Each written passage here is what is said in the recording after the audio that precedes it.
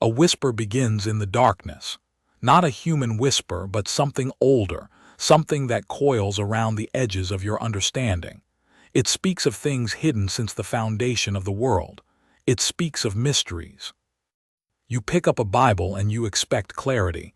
You expect answers, and for much of it you get them. But then you hit passages that feel like locked doors, ancient riddles, stories that defy simple explanation, leaving you with more questions than answers. You are not alone in this. For millennia, seekers and scholars alike have grappled with the profound, the inexplicable, the almost absurd moments that pepper the sacred text.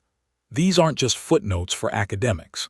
These are the moments that challenge your faith, that stretch your imagination, that make you wonder, is there more to this than I can possibly grasp? This is not a story about deciphering secret codes. This is not a quest for forbidden knowledge. This is not an argument for obscure doctrines. This is a journey into the heart of 5 profound biblical mysteries, not to debunk them, but to finally understand them through the lens of divine purpose and human limitation. Mystery 1. The Giants of Genesis, Nephilim.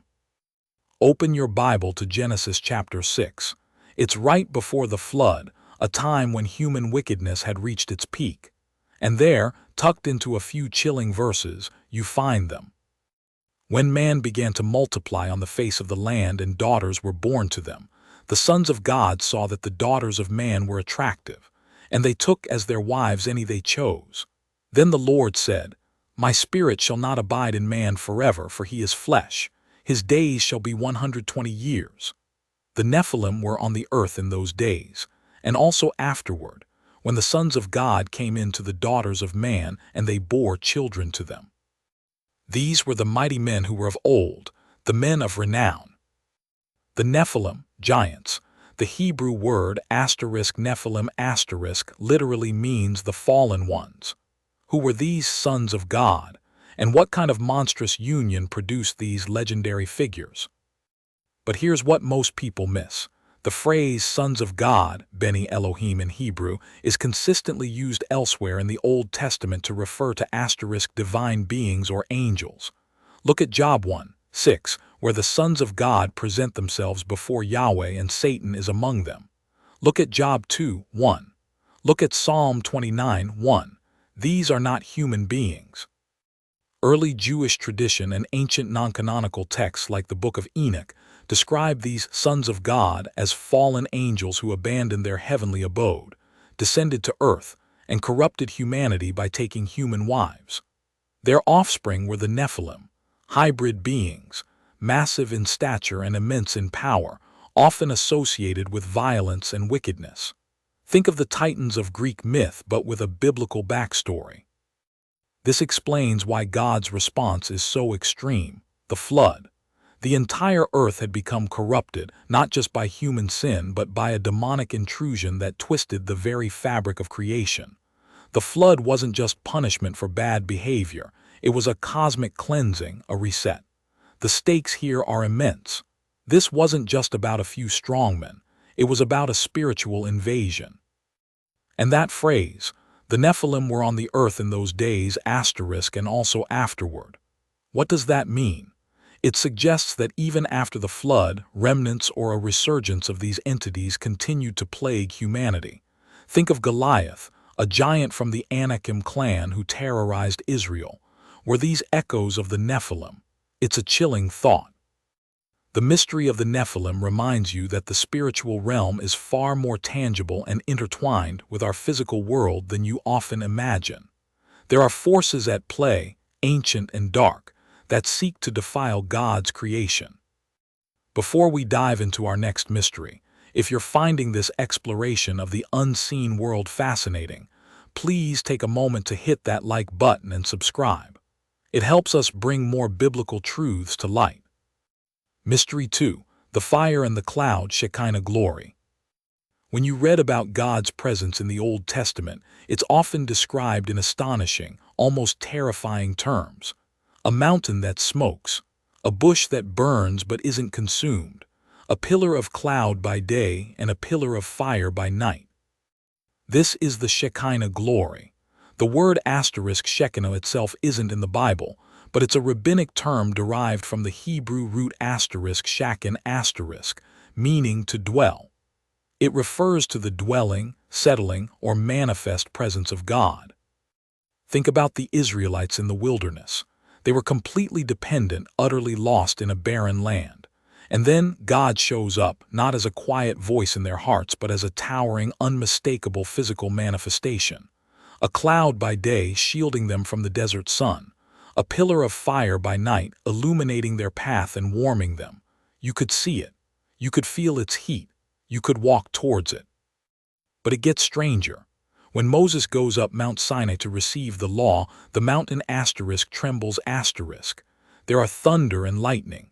A thick cloud covers the summit, and the glory of the Lord settles on it like a consuming fire. The people are explicitly warned not to touch the mountain, lest they die.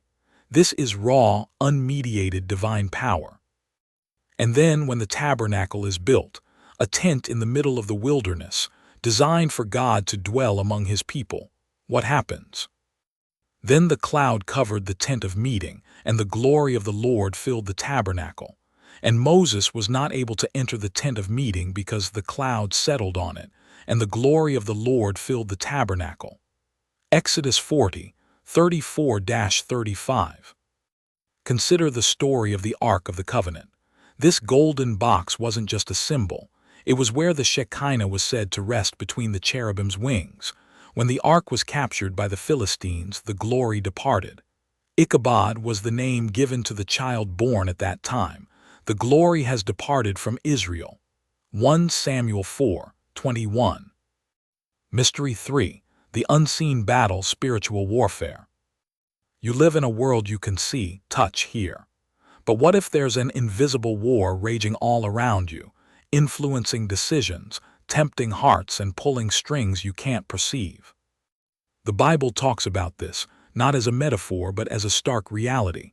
Paul writes in Ephesians 6:12, "For we do not wrestle against flesh and blood, but against the rulers, against the authorities, against the cosmic powers over this present darkness, against the spiritual forces of evil in the heavenly places." Think of the story of Daniel. When Daniel prays and fasts for 21 days, an angel finally appears to him, explaining why he was delayed. "The prince of the kingdom of Persia withstood me 21 days, but Michael, one of the chief princes, came to help me, for I was left there with the kings of Persia." Daniel 10:13. And this is where it gets remarkable. Jesus, when he casts out demons, speaks to them as intelligent beings. He commands them. They recognize him, they fear him, they beg for mercy. This isn't just a mental illness. This is a direct confrontation with spiritual entities. They know who he is. "What have you to do with us, Son of God? Have you come here to torment us before the time?" Matthew 8:29. Consider the early church. They didn't have elaborate buildings or sophisticated programs. They were simply people, broken and diverse, united by the Spirit. And they turned the world upside down. Why? Because they understood they were more than individuals. They were a collective, Spirit-empowered manifestation of Christ's presence on earth. Think of every injustice you've witnessed, every tear you've cried, every pain you've endured. The promise isn't just that you go to a disembodied heaven. The promise is that God himself will wipe away every tear. That death, mourning, crying, and pain will be no more. This isn't just an absence of bad things. It's a presence of overwhelming good.